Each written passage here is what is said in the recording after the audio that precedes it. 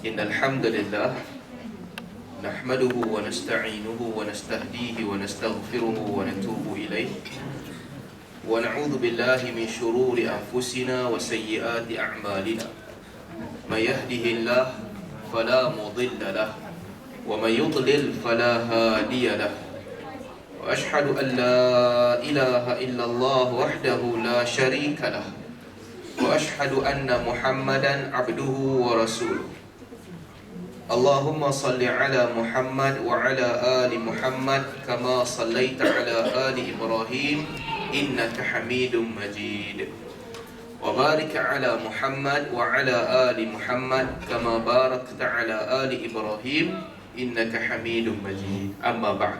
Jadi alhamdulillah, dengan izin Allah Subhanahu wa taala kita diberikan kesempatan untuk bertemu sekali lagi dalam sesi sirah yang mungkin barangkali kita boleh habiskan kot sehingga kewafatan Nabi sallallahu alaihi wasallam pada hari ini. Dan mudah-mudahan kita dapatlah sedikit sebanyak manfaat daripada mempelajari sirah Nabi sallallahu alaihi wasallam. Kita last kali kat mana hari tu? Hari ni saya pening sikit ni sebab tadi pagi pergi masuk off-road, lepas tu pergi pasar malam datang sini, tu esok pagi kerja, jadi otak kurang berfungsi lah, kurang sikit. Kita berhenti kat mana? Tabuk kita dah buat lah.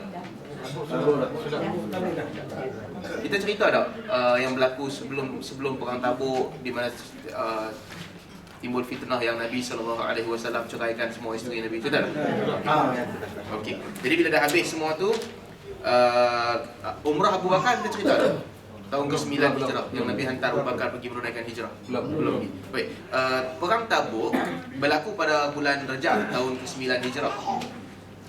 Balik daripada perang Tabuk, Nabi SAW menghantar rombongan haji pada tahun ke-9 yang dipimpin oleh Abu Bakar Siddiq radhiyallahu anhu. Jadi setakat yang kita telah baca, di mana sehingga tahun ke-9 Hijrah semua cabaran-cabaran besar hampir sempurna. Nabi telah menewaskan Quraisy dalam siri peperangan yang panjang. Nabi SAW juga telah mengeluarkan ke semua saki-baki Yahudi yang masih tinggal di Madinah, Bani Quraidah, Bani Nadir, semua mereka dikeluarkan daripada Madinah. Nabi SAW juga dengan berlakunya perang Tabuk menunjukkan bahawa orang Islam bersedia untuk berdepan dengan Rom, walaupun Rom tak datang berperang, dan Nabi SAW balik daripada peperangan itu. Dan setelah berlakunya peperangan Tabuk, Allah Subhanahu wa taala juga, kalau kita baca dulu, telah menceritakan banyak ayat membuka sikap buruk munafik. Menceritakan sikap mereka yang tak nak pergi perang, sikap mereka yang berpaling tada, sikap mereka yang bermuka-muka, sikap mereka yang kata nanti balik kami nak halau Nabi keluar daripada Madinah. Maka sebelum dan juga selepas peperangan Tabuk, Allah telah dedahkan keburukan munafikin. Jadi yang tinggal selepas daripada itu adalah datangnya banyak wafd ataupun rombongan manusia untuk memeluk Islam. Pada tahun ke-9 Hijrah itu, ataupun setelah daripada perjanjian Hudaibiyah, kita dah sebut, ramai orang datang untuk memeluk Islam. Dan pada tahun ke-9, banyak kumpulan kecil yang datang untuk menerima Islam. Antaranya adalah Wafdus Thaqif. Wafdus Thaqif, daripada Thaqif, ini satu kelompok manusia yang datang memeluk Islam pada tahun ke-9 Hijrah. Wafdus Thaqif ni ada satu cerita di mana ketua mereka, Urwah bin Mas'ud Al-Thaqafi, dalam peperangan Taif yang kita baca dulu setelah Nabi buka Ji'ranah, Urwah bin Mas'ud Al-Thaqafi dia peluk Islam. Kemudian dia balik ke kampung dia, ke Thaqif, dan dia dakwah mereka kepada Islam. Dia sangka yang dia adalah seorang pemimpin dan mereka sayangkan dia. Mereka sayangkan dia dan mereka dengar cakap dia. Jadi Urwah bin Mas'ud Al-Thaqafi pergi kepada kaum dia, dia dakwah mereka kepada Islam. Tetapi yang berlaku sebaliknya, dia telah dibunuh. Mereka bunuh dia. Dan orang Thaqif setelah membunuh Urwah bin Mas'ud Al-Thaqafi, mereka jadi takut melihatkan ramai orang memeluk Islam. Jadi mereka pilih untuk hantar seorang lelaki pergi berdamai dengan Nabi SAW. Mereka pilih Abdul Yalail ibn Amr untuk pergi ke Madinah berdamai dengan Muhammad. Sebab mereka telah bunuh pemimpin mereka yang memeluk Islam. Jadi Abdul Lail ni ataupun Abdul Yalail, dia kata aku tak boleh pergi. Sebab aku tengok apa yang jadi kepada Urwah bin Mas'ud, dia dibunuh oleh kamu. Kalau aku pergi seorang, nanti aku khabarkan apa keputusan Muhammad, kamu akan bunuh aku sama macam aku bunuh dia, kamu bunuh dia. Jadi untuk selamat, kamu kena hantar orang lain sama dengan aku. Jadi bukan aku seorang je. Maka Saqif pun bersetuju. Dia hantar 5 orang pergi bersama dengan Abdul Yalail ibn Amr, berjumpa dengan Nabi SAW. Maka sampai ke Madinah, Nabi SAW pun buatkan satu kemah untuk mereka dekat dengan masjid, supaya apabila para sahabat pergi ke masjid solat, mereka boleh lihat. Apabila para sahabat membaca Al-Quran, mereka boleh dengar. Dan kemudian mereka datang kepada Nabi SAW. Mereka datang minta, wahai Muhammad, kami nak minta pendamaian dengan kamu, tapi dengan syarat, benarkan kami berzina, benarkan kami minum arak, benarkan kami untuk memakan riba, jangan pecahkan Tuhan-Tuhan kami. Lat berada di perkampungan Thaqif, jangan buat semua tu, kami nak berdamai dengan kamu. Nabi SAW tak terima. Di antara mereka ada seorang lelaki yang bernama Uthman ibn Abil As Al-Thaqafi. Uthman ibn Abil As, dia ni orang yang paling ikhlas. Jadi rombongan 5-6 orang ni pergi kepada Nabi, letak syarat, lepas mereka balik, Uthman ibn Abil As akan datang belajar agama daripada Nabi SAW.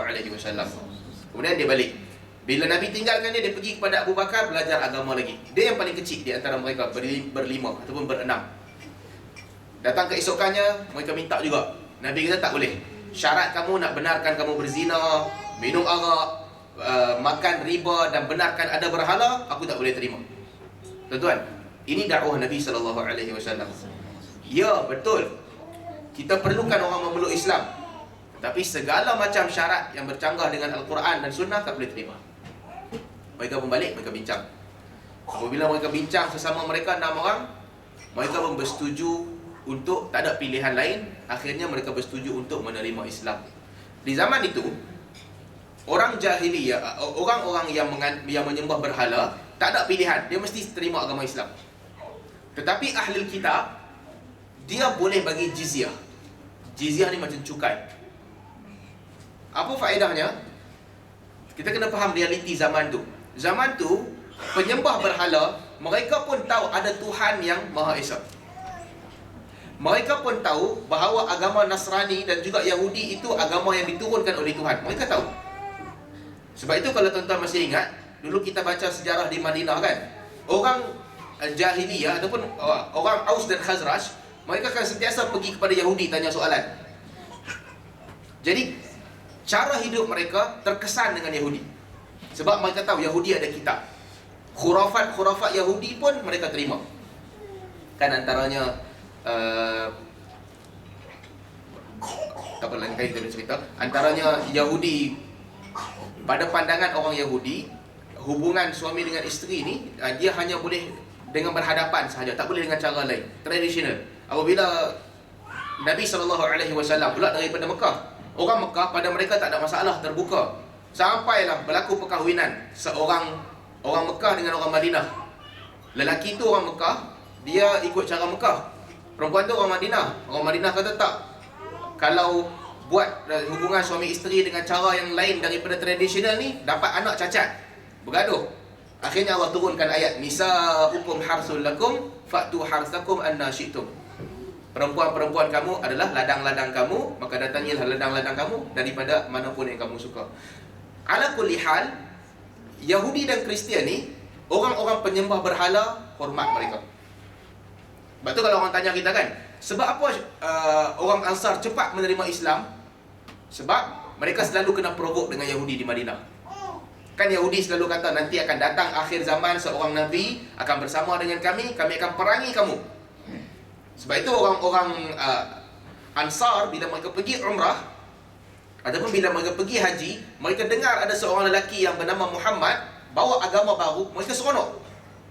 Walaupun orang Mekah kata Muhammad ni gila, tapi orang Ansar seronok. Sebab mereka boleh balik pergi ke Madinah, boleh beritahu kat Yahudi, tengok, Nabi dah ada, tapi Nabi bukan tolong kamu, Nabi tolong kami.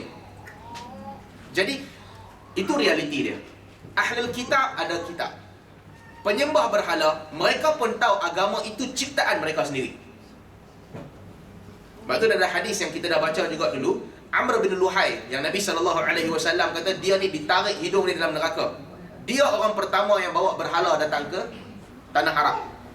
Semua orang Arab tahu berhala ni semua ciptaan mereka. Jadi apa yang Nabi buat? Semua penyembah berhala mesti memeluk Islam ataupun kami perangi kamu.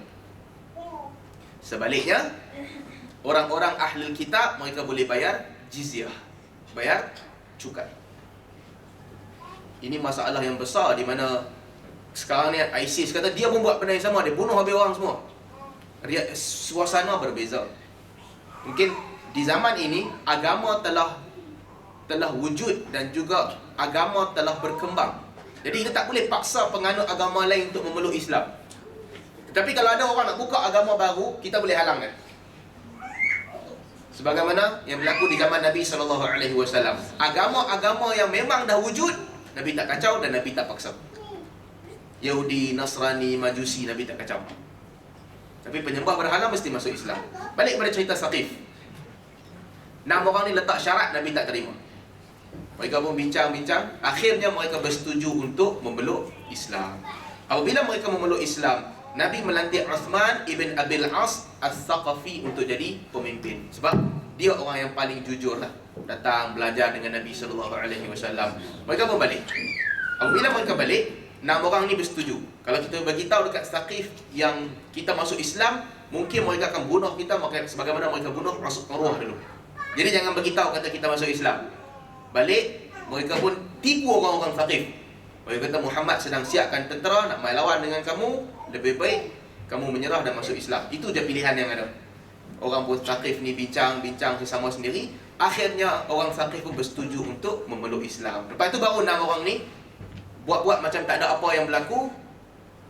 Barulah menggambarkan pada ketika itu baru mereka memeluk Islam. Dan pemimpin mereka adalah Uthman ibn Abil As. Uthman ibn Abil As, dia ada satu jasa yang besar. Sama seperti Suhail bin Amr. Nanti saya bila sampai tempat tu kita cerita. Baik, itu salah satu, Saqif. Yang kedua, Najran. Najran adalah satu kumpulan Kristian yang datang kepada Nabi SAW. Mereka ni Najran ni satu kawasan yang daripada Mekah ke bawah menghala ke Yaman. Jauhlah dalam 6-7 hari perjalanan. Dan dia satu perkampungan kawasan yang besar. Ada 37 kampung yang besar lah. Penghuni kawasan itu Kristian. Mereka hantar 60 orang menemui Nabi SAW. 24 di antaranya pembesar mereka datang ke Madinah. Bila mereka datang, salah satu ada 3 orang pemimpin besar mereka datang ke Madinah. Datang ke Madinah, Nabi ajar mereka. Kenapa mereka ni semua datang ke Madinah? Sebab tak ada pilihan. Ketika itu Islam dah kuat.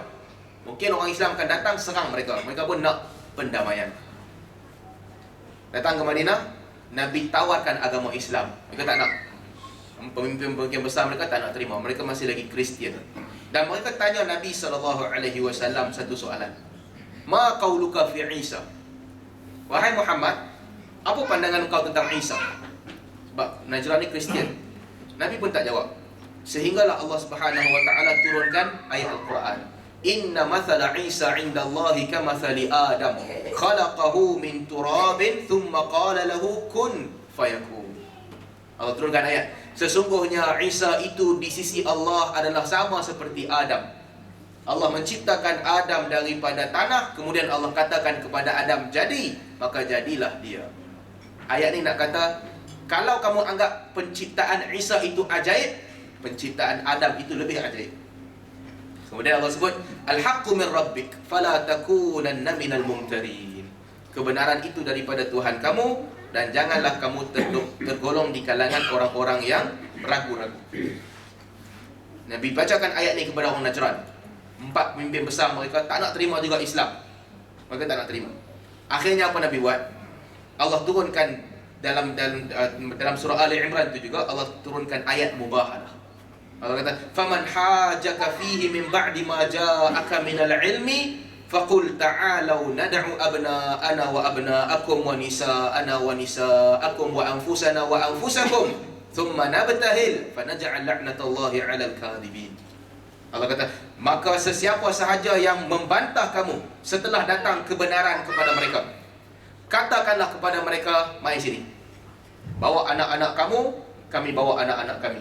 Bawa isteri-isteri kamu, kami bawa isteri-isteri kami. Bawa diri kamu, kami bawa diri kami. Thumma nabtahil. Kemudian kita buat ibtihal ataupun mubahalah. Mubahalah ni sumpah laknat. Maksudnya kalau aku tipu, Allah laknat aku. Kalau engkau tipu, Allah laknat engkau. Seorang lain pun kena sebut benda yang sama. Kalau aku tipu, Allah laknat aku. Kalau engkau tipu, Allah laknat engkau. Falanja'al la'natallahi 'alal kadhibin. Mari kita buat mubahalah dan kita kata laknat Allah ke atas orang yang tipu.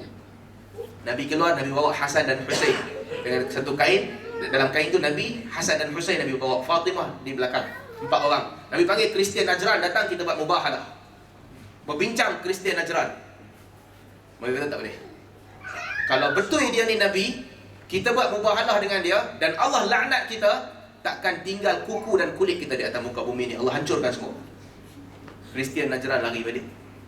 Mereka minta, wahai Rasulullah, boleh tak buat perjanjian? Kami tak mau terima agama engkau. Nabi pun setuju. Buat perjanjian sebab mereka Kristian, mereka dah ada agama. Mereka tetap tak nak terima juga. Lalu Nabi SAW buat perjanjian dengan mereka, di mana mereka kena bagi jizyah dan juga bayaran tertentu, dan Nabi bagi pendamaian kepada mereka. Tadi Saqif tadi tu, selepas mereka memeluk Islam, salah satu syarat yang mereka letak kepada Nabi, kami tak mau pecahkan Lat sendiri sebab takut kaum mereka marah. Nabi hantar Khalid al-Walid dengan Al-Mughirah bin Syu'bah pergi pecahkan Lat, Tuhan mereka. Afara'aita Lat wal Uzza wa Manat ats-tsalitsata al-ukhra. Allah sebut dalam Al-Quran, tidakkah kamu melihat Lat dan Uzza dan juga Manat yang tiga? Ketika setelah pembukaan kota Mekah ni, Nabi hancurkan semua. Jadi Lat antara yang Nabi hantar Khalid dan juga Al-Mughirah untuk hancurkan dia. Ini semua tahun ke-9 Hijrah. Kemudian pada tahun ke-10 Hijrah, antara peristiwa besar yang berlaku tahun ke-10 Hijrah adalah Hajjatul Wada', haji yang terakhir. Tuan-tuan, haji ni kita boleh gambarkan yang Allah Subhanahu Wa Taala nak tunjuk kepada Nabi SAW bahawa ini hasil dakwah Nabi. 23 tahun Nabi letih. Kalau kita boleh flashback kan, Nabi dakwah di Mekah, tak ada siapa terima. Nabi pergi ke Taif, Nabi kena halau daripada Taif. On the way nak balik daripada Taif, seorang lelaki hamba sahaja yang terima dakwah Nabi. Banyak cabaran yang Nabi hadapi. Dalam perang Khandaq, mereka dikepung, mereka diserang oleh Rom, orang-orang yang Nabi hantar sebagai duta juga dibunuh. Banyak cabaran. Maka Hajjatul Wada' adalah satu detik di mana Allah Subhanahu Wa Taala nak tunjukkan kepada Nabi SAW, ini hasil dakwah. Adakah semua orang melihat hasil dakwah? Tak. Sepanjang perjalanan dakwah ni sampai Hajjatul Wada', ramai di kalangan orang-orang besar telah meninggal dunia. Dahulu kita bacakan Yasir telah meninggal dunia, di mana Nabi SAW sebut, sabran ya ala Yasir fa inna maw'idakumul jannah. Sabar wahai Yasir, sesungguhnya jalan keluar kamu adalah syurga. Dia tak lihat kejayaan. Kita juga telah baca Abu Basir. Kalau tuan-tuan ingat Abu Basir yang buat kerajaan dia sendiri kan, dia pergi ke tepi pantai. Ingat tak? Kau tak ingat? Kan Nabi buat perjanjian Hudaibiyah, yang syarat dia orang Mekah tak boleh mai ke Madinah. Abu Basir ni datang ke Madinah. Pak Yohan, nanti tuan-tuan tengok video lah, ulang balik. Tak habis cerita ni. Abu Basir dia juga telah meninggal dunia tanpa melihat kejayaan dakwah. Sa'ad bin Mu'adz radhiyallahu anhu, ingat tak cerita dia? Sa'ad bin Mu'adz yang ketika dia meninggal, Nabi SAW kata, ihtazza arsyur rahman li mauti Sa'ad bin Mu'adz. Arsh Allah bergegar pada hari kematian Sa'ad bin Mu'adz. Dia juga tak sempat melihat kejayaan. Jadi sepanjang tempoh itu ramai orang telah gugur. Tetapi Allah Subhanahu Wa Taala memilih untuk tunjukkan kepada Nabi SAW sampai ke mana dakwah Nabi. Maka pada tahun ke-10 Hijrah, sebelum itu pada bulan Ramadan, ada beberapa benda yang pelik berlaku dalam hidup Nabi SAW. Bulan Ramadan tahun ke-10 Hijrah. Antaranya bulan Ramadan tu Nabi i'tikaf 20 hari. Biasanya Nabi i'tikaf 10 hari, tapi bulan Ramadan tu Nabi i'tikaf 20 hari. Kemudian pada bulan Ramadan itu Jibril alaihi salam datang kepada Nabi SAW untuk baca Al-Quran 2 kali. Ramadan sebelum tu Jibril akan datang untuk nak baca Al-Quran sekali dengan Nabi SAW. Tapi tahun ke-10 Hijrah ni 2 kali baca Al-Quran. Dan selepas bulan Ramadan, Zulqa'dah, Nabi Ramadan, Syawal, masuk bulan Zulqa'dah, di hujung Zulqa'dah Nabi i'lankan kepada sahabat untuk pergi haji. Maka bila Nabi i'lan, ramailah orang-orang yang datang daripada luar, orang yang tinggal di Madinah, sekitar Madinah, untuk pergi haji dengan Nabi SAW. Kata Ibn Hazmin, la ya'udduhum illa khaliquhum wa raziquhum. Tak ada siapa yang tahu bilangan mereka melainkan Tuhan yang telah menciptakan mereka dan memberi rezeki kepada mereka. Ramai orang. Sebahagian ulama sirah menyebutkan anggaran 140,000, 120,000. Bilangan yang ramai. Mereka keluar bersama dengan Nabi SAW pada bulan Zulqa'dah. Nabi keluar, Nabi pergi ke Dhul Hulaifah. Bila sampai di Dhul Hulaifah, di situlah Nabi SAW salat Nabi salat asar di situ, Nabi bermalam di situ, maghrib dan isyak, subuh esoknya juga di situ di Dhul Hulaifah. Dan apabila Nabi SAW berada di Dhul Hulaifah, isteri kepada Abu Bakar melahirkan anak. Datang tanya Nabi SAW, dia baru lahirkan anak, apa yang dia perlu buat? Ketika tu Nabi kata, dia buat semua benda yang dibuat oleh orang yang buat haji, melainkan dia tak boleh tawaf. Lain semua dia boleh buat.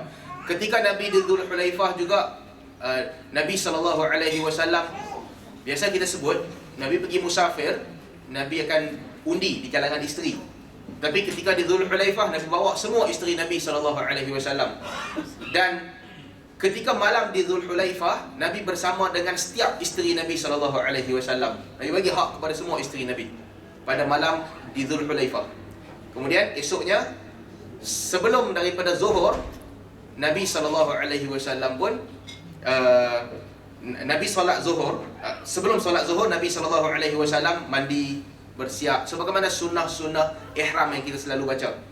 Lalu kata Aisyah radhiyallahu anha, dia pakaikan minyak wangi pada Nabi SAW, dan dia minyakkan rambut Nabi SAW, dan Nabi solat Zuhur. Setelah solat Zuhur, Nabi naik unta. Sebelum unta tu bergerak, Nabi pun bertalbiyah. Maka ramailah Nabi SAW dengan para sahabat, mereka semua bertalbiyah. Labbaik Allahumma labbaik, labbaik la syarika laka labbaik, innal hamda wa ni'mata laka wal mulk la syarika lak. Sebab tu ulama khilaf bila nak mula niat haji ataupun umrah.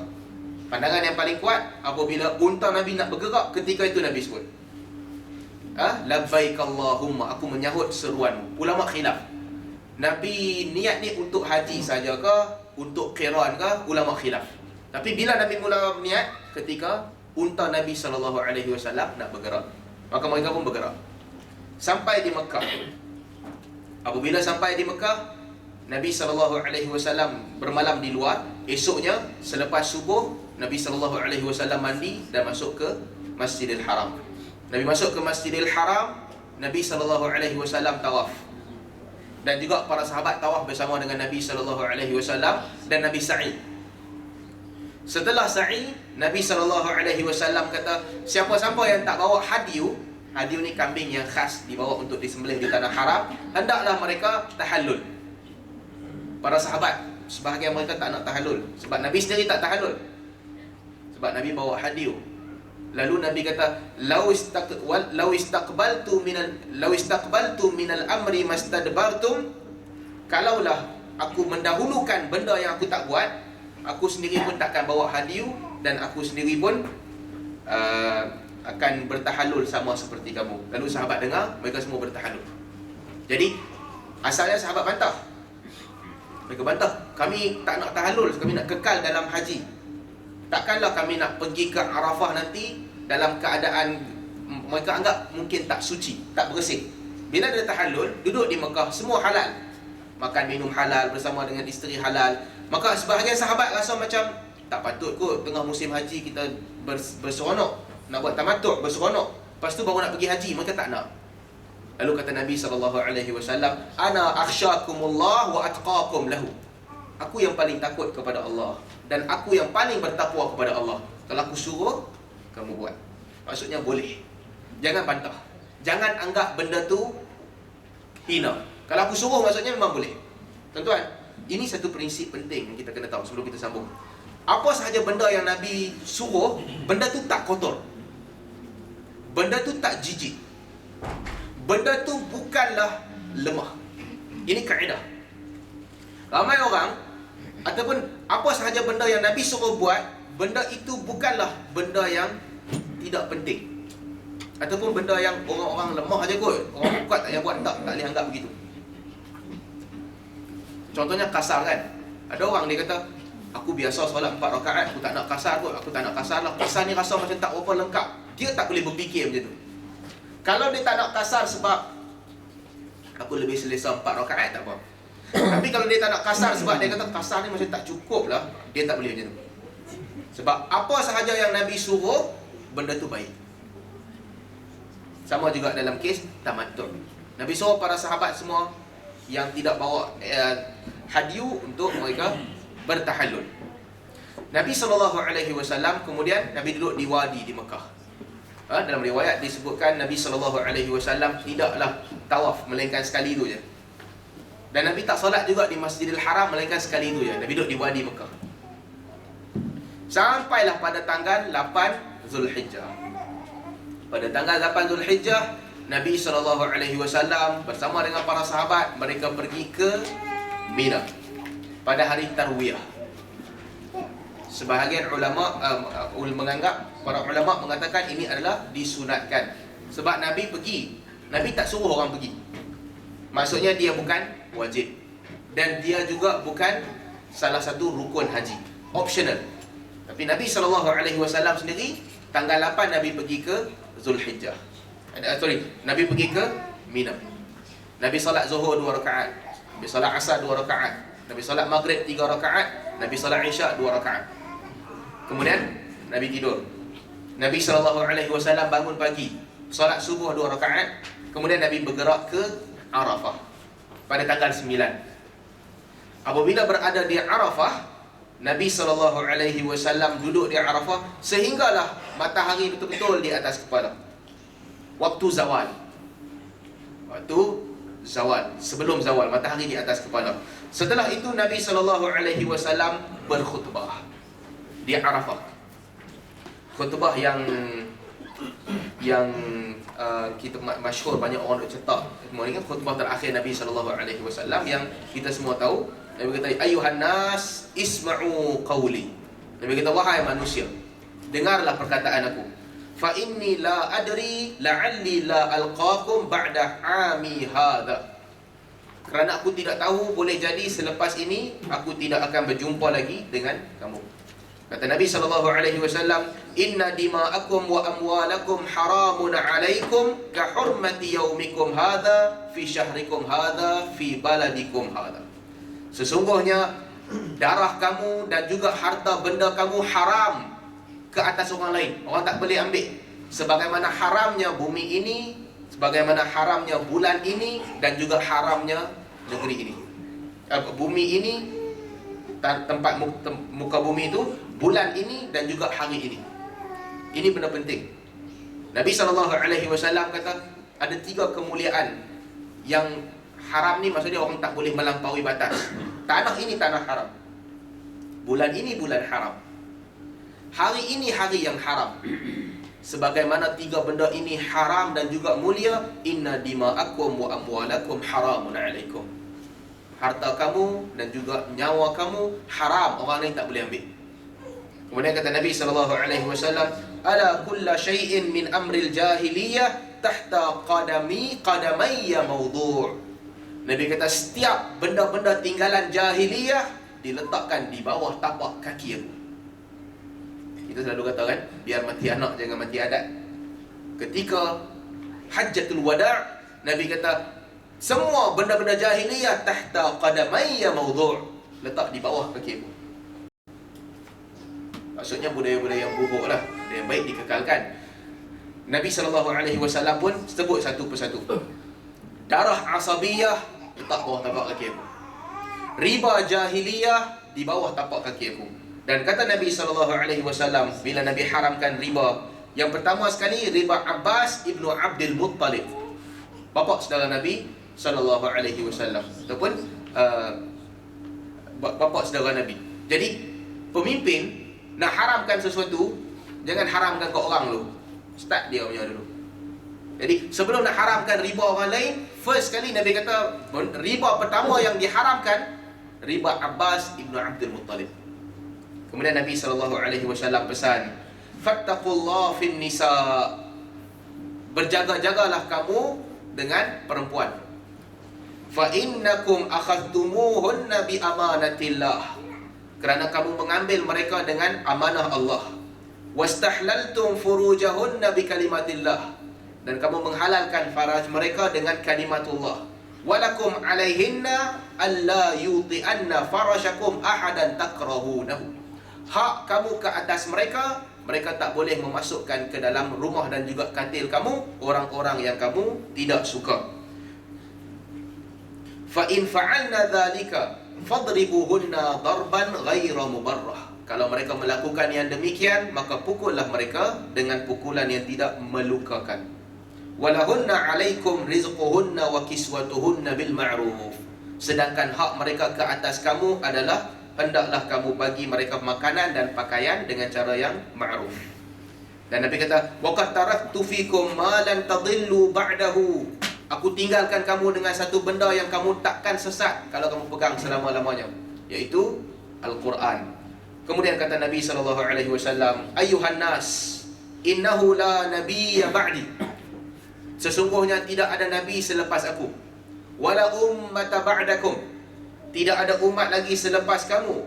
Ala fa'budu rabbakum, sembahlah Tuhan kamu. Wasallu khamsakum, salatlah 5 waktu kamu. Wasumu syahrakum, puasalah pada bulan Ramadan. Wa addu zakata amwalikum, tibat biha anfusukum, bayarlah zakat harta kamu, kerana itu membersihkan jiwa kamu. Tuan-tuan, ini peninggalan terakhir Nabi SAW, khutbah terakhir. Lepas ni tak ada lagi perhimpunan yang besar begitu. Dan sampai detik-detik akhir Nabi pesan, jaga perempuan elok-elok, salat jaga elok-elok, zakat kamu bayar elok-elok. Dan kata Nabi SAW, wa tahujjuna baita rabbikum, datanglah haji ke rumah Tuhan kamu. Wa ati'u wulata amrikum, taatlah kepada pemimpin kamu. Tadkhulu jannata rabbikum, kalau kamu buat semua tu, masuklah kamu ke dalam syurga Tuhan kamu. Wa antum tas'aluna anni fama antum qailun, last kali Nabi kata, kamu bertanya kepada aku, apa pandangan kamu sekarang? Para sahabat kata, nashhadu annaka qad balagta, ya Rasulullah, kami bersaksi bahawa engkau telah sampaikan. Maksudnya Nabi tanya kepada para sahabat, wa madza qaulukum anni, apa pandangan kamu tentang aku? Sahabat kata, ya Rasulullah, kami bersaksi engkau tak tipu, engkau tak sembunyikan, engkau telah sampaikan.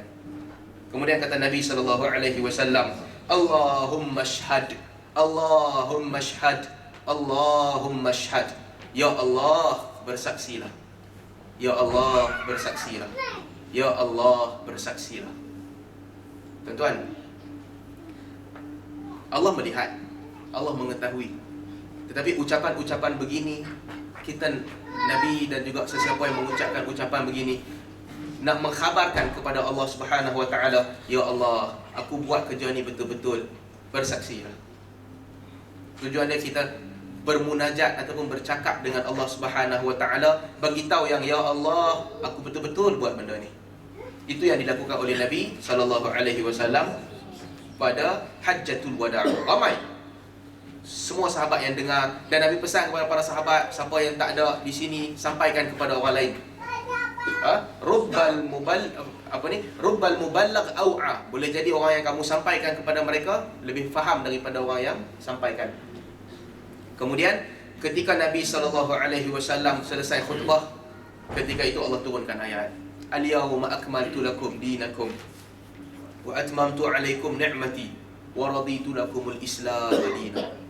Pada hari ini aku sempurnakan agama kamu, aku cukupkan nikmat kamu, dan juga aku redha Islam sebagai agama kamu. Bila turun ayat tu, beratus ribu sahabat mereka bergembira. Sebab ayat ini adalah hari kemenangan. Hari Allah endorse, katakan, okey, kerja kamu sempurna. Selama ni yang kamu dah berjuang, menyampaikan Islam, berjihad, berdakwah, ini adalah jaminan ataupun kata putus yang Allah beritahu, akmaltu lakum dinakum. Sekarang ni dah sempurna, kemuncak agama kamu. Sebab tu Umar radhiyallahu anhu, bila Yahudi datang kepada Umar, Yahudi kata, kalaulah ayat ni turun kepada kami akan jadikan hari itu sebagai hari perayaan. Sebab ayat ni ayat yang penting, menandakan agama itu sempurna. Kata Umar, aku tahu bila ayat ni turun, di mana ayat ni turun. Bila turun ayat ini, para sahabat bergembira. Ketika itu Abu Bakar radhiyallahu anhu, dia seorang yang bersedih. Bila Nabi SAW tanya kepada Abu Bakar, apa yang buatkan dia sedih? Kata Abu Bakar, "Wama innahu laisa ba'dal kamal illa nuqsan." Sesungguhnya tidak adalah selepas daripada kesempurnaan melainkan kekurangan. Maksudnya di sebalik ayat ni, akmaltu lakum dinakum, kamu telah sampai ke kemuncak. Lepas ni turunlah. Kamu tak akan kekal di kemuncak. Jadi Abu Bakar bersedih apabila turun ayat itu. Sebab Abu Bakar tahu yang turunnya ayat ini menunjukkan bahawa selepas ini akan mula kurang. Mereka bergerak, momentum naik. Ini masa dah sempurna dan akan berkurangan. Kemudian Nabi SAW arahkan Bilal untuk azan. Bilal azan. Di sini baru Nabi mula jamak. Nabi jamak dalam manasik haji ni. Di Mina Nabi tak jamak.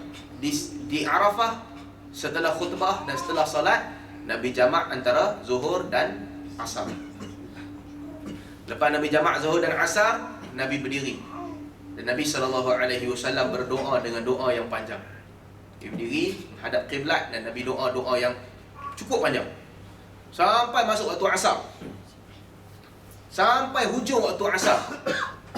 Maksudnya, antara hikmah jamak solat ketika berada di Arafah, masa itu masa yang betul-betul penting dan betul-betul hamba dekat dengan Tuhan dia untuk berdoa.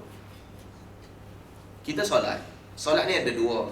Satu, kita bagi kepada Tuhan kita. Satu lagi, kita minta kepada Tuhan kita. Kan? Solat itu terbahagi kepada dua. Kita puji Tuhan dan juga kita minta daripada Tuhan. Tetapi doa yang terbuka ni, maksudnya kita minta sahaja. Jadi Arafah adalah hari di mana Allah Subhanahu Wa Taala bagi satu peluang kepada jamaah haji, waktu yang paling mulia tu, daripada Zuhur sampai Maghrib. Peluang itu, kamu mintalah apa kamu nak minta. Kamu tak perlu berhenti untuk solat pun. Solat dah siap. Jadi waktu itu kamu minta untuk diri kamu apa yang kamu nak. Waktu yang mulia itu tidak dipotong walaupun dengan salat. Tentang para ulama menceritakan, pada hari Arafah itu hari yang mereka menyaksikan banyak doa yang mustajab. Contoh kalau nak pergi haji lepas ni, hari Arafah tu kena bersungguh. Di antara lepas solat jamak Zuhur dan Asar sampai waktu Maghrib berdoa. Nabi doa tak berhenti. Bila masuk waktu Maghrib, Nabi SAW bergerak menuju, Nabi bergerak lepas matahari dah terbenam betul, baru Nabi bergerak menuju ke Muzdalifah. Nabi jalan menuju ke Muzdalifah. Para sahabat kata, "Ya Rasulullah, Maghrib." Nabi jalan. Para sahabat kata, masuk waktu Maghrib ni, Nabi tetap jalan. Sampai di Muzdalifah telah malam, telah masuk waktu Isyak. Ketika itu Nabi SAW salat Maghrib dan juga Isyak jamak. Para ulama khilaf, kalau jamak nak mula dengan mana dulu? Ikut waktu ke ikut solat? Maka hadis Muzdalifah menunjukkan bahawa Nabi SAW mula dengan Maghrib, kemudian Isyak pada waktu Isyak. Itu mazhab Hanbali. Ikut mazhab Syafi'i, solat yang waktu tu dulu. Jadi kalau waktu Isyak, mula dengan Isyak, selepas itu Maghrib. Ulama khilaf. Saya nak sebut dua benda. Nanti ingatkan saya lagi satu benda. Tentang haji ni kita faham dua khilaf. Satu, nak solat mana dulu ketika jamak. Yang kedua nanti kita cerita. Kemudian Nabi SAW setelah pada hari 10 Zulhijjah, Nabi SAW bangun pagi itu, Nabi solat subuh. Kemudian Nabi dalam perjalanan keluar, Nabi berhenti di Masy'aril Haram, dan Nabi SAW pergi ke Mina. Nabi tawaf, Nabi lontar jamrah yang terakhir di Mina. Kemudian Nabi SAW sembelih binatang kurban ataupun binatang hadiu. Nabi sembelih 60 ekor kambing lebih. Yang lebihnya Nabi bagi kepada Ali untuk disembelihkan. Kemudian Nabi SAW bercukur. Setelah bercukur, Nabi SAW pergi ke Masjidil Haram. Ketika itu Nabi tawaf. Tawaf ifadah. Sa'i tak? Tak, Nabi tak sa'i. Sebab bila Nabi sa'i, untuk orang yang haji qiran ataupun haji ifrad, sa'i dia dikira berdasarkan sa'i masa dia buat dengan tawaf kudum dulu, masa dia masuk ke Mekah. Jadi tawaf tu sunat ataupun tawaf tu wajib, bukan rukun. Sa'i yang dia buat bersama dengan tawaf tu, yang tu rukun. Dia tak perlu ulang sa'i balik. Bagi orang yang buat tamattu', dia kena buat sa'i sekali lagi. Sebab sa'i yang first tadi untuk umrah. Jadi setelah Nabi SAW salat dan Nabi SAW balik semula ke Mina, melontar pada 3 hari Mina yang kita semua biasa lalui dalam kajian-kajian manasik. Sampailah setelah itu Nabi SAW keluar daripada Mekah setelah tamat hari Nafar Tsani, tanggal 13 Zulhijjah. Nabi keluar. Sebelum keluar, Nabi SAW tawaf wada'. Ketika itu Safiyah, dia haid, kemudian nak keluar. Dia beritahu yang dia tak tawaf lagi, tapi dia dah tawaf ifadah. Maka Nabi benarkan dia. Maksudnya bagi perempuan yang dia dalam keadaan haid dan nifas, nifas taklah, nifas daripada awal lagi, dalam keadaan haid sebelum tawaf wada', dia tak perlu tawaf wada'. Ini khilaf yang kedua, Syafi'i dengan Hanbali. Khilaf yang pertama tadi, kalau jamak nak mula dengan mana dulu? Waktu dulu kah? Solat yang pada waktunya dulu kah? Ataupun ikut yang first? Khilaf yang kedua Syafi'i dengan Hanbali tentang tawaf wada'. Umrah ada tawaf wada' ke tidak? Ikut mazhab Hanbali, umrah tak ada tawaf wada'. Sebab Nabi tak suruh tawaf wada' melainkan ketika haji. Dalam perjalanan lain, umrah Ji'ranah satu, umrah Badil yang kedua, dia dua. Berapa kali pergi umrah? Ingat tak? First kali bila? First kali tahun ke-6 Hudaibiyah kan, yang tak jadi. Lepas tu tahun ke-7 ganti Hudaibiyah. Lepas tu tahun ke-8 Ji'ranah selepas pembukaan kota Mekah kan. Lepas tu yang keempat tahun ke-10 umrah dengan Hajjatul Wada'. Jadi kata ulama mazhab Hanbali, tawaf wada' untuk haji je. 3 yang pertama ni tidak diriwayatkan. Hudaibiyah memang tak jadi masuk. Kata ulama mazhab Syafi'i pula, tak, tawaf wada' kena umrah dan juga haji. Sebab apabila Nabi kata jadikan benda terakhir sekali tawaf, Nabi sebut perkataan tu ketika Hajjatul Wada'. Ulama mazhab Syafi'i kata itu hukum baru yang datang ketika tu. Maksudnya ketika Nabi pergi umrah dulu, kewajipan tu belum ada. Jadi start tahun ke-10 ni baru diwajibkan untuk tawaf wada'. Sama ada haji ataupun umrah. Mazhab Hanbali pula kata tak. Perintah tu khas untuk haji sahaja, umrah tak kena. Ini dua khilaf antara mazhab Syafi'i dan juga Hanbali. Jadi Nabi SAW pun balik daripada tawaf wada', dan selepas tawaf wada' Nabi SAW balik ke Madinah. Bila balik ke Madinah, Nabi SAW siapkan satu tentera yang terakhir, iaitu Jaish Usamah. pada bulan Safar. Zulkaidah, Zulhijjah balik. Kemudian Muharram Nabi duduk di Madinah. Pada bulan Safar Nabi siapkan Jaish Usamah untuk pergi ke Rom, lawan dengan Rom. Kenapa Nabi lantik Usamah? Antara sebabnya Nabi sendiri nak pilih lah, tapi antara hikmahnya, bapa kepada Usamah iaitu Zaid bin Harithah, dia terbunuh dalam peperangan, ingat tak? Perang Mu'tah. Perang Mu'tah, 3 orang panglima Nabi terbunuh kan, Zaid bin Harithah, Ja'far bin Abu Talib dengan Abdullah bin Rawahah. Jadi sekarang ni Nabi hantar Usamah bin Zaid jadi pemimpin untuk tuntut bela lah atas kematian bapa dia dulu.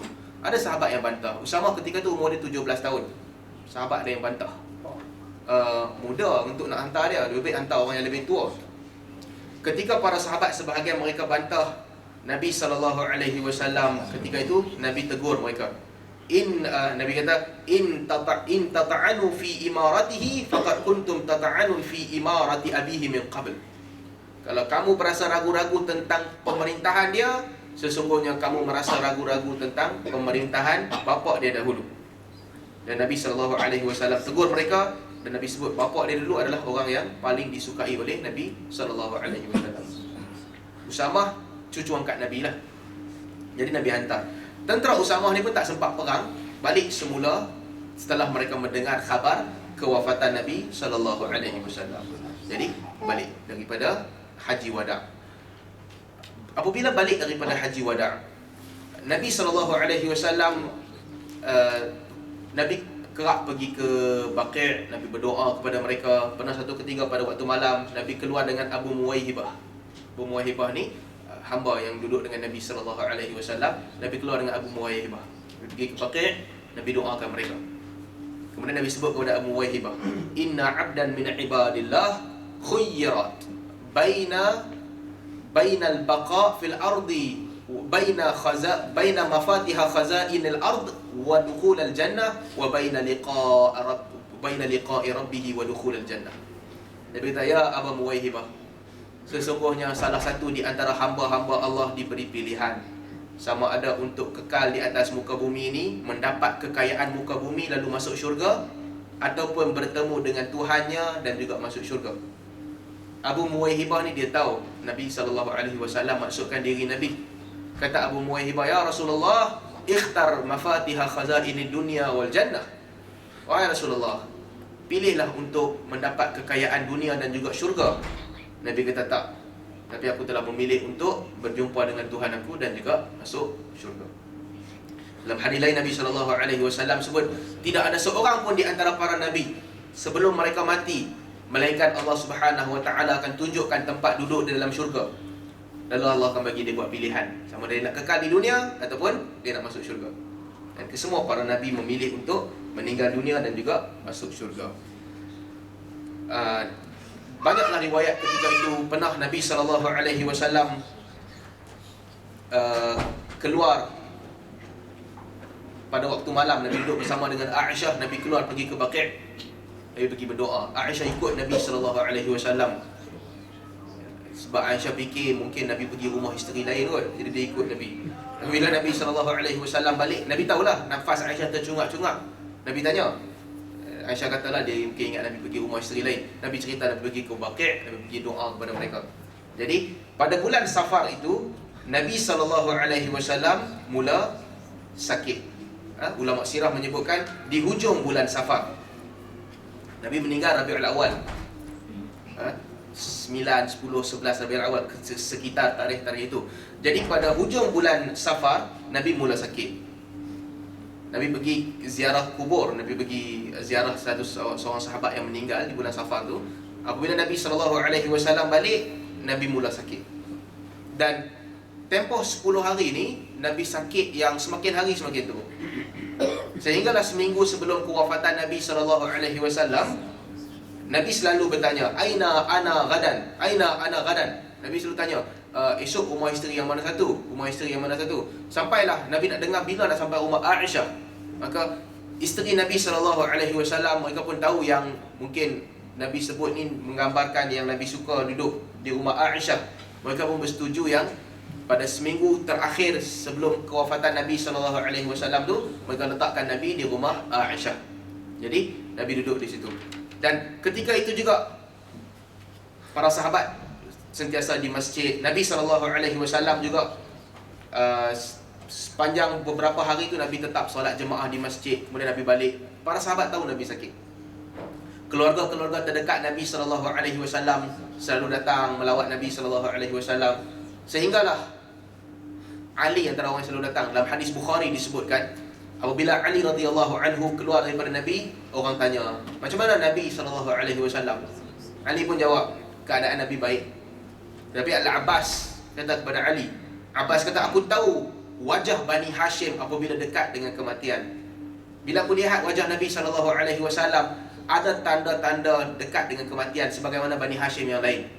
Kata Al-Abbas, wahai Ali, pergi tanya kepada Nabi SAW, siapa akan jadi pemimpin lepas ni?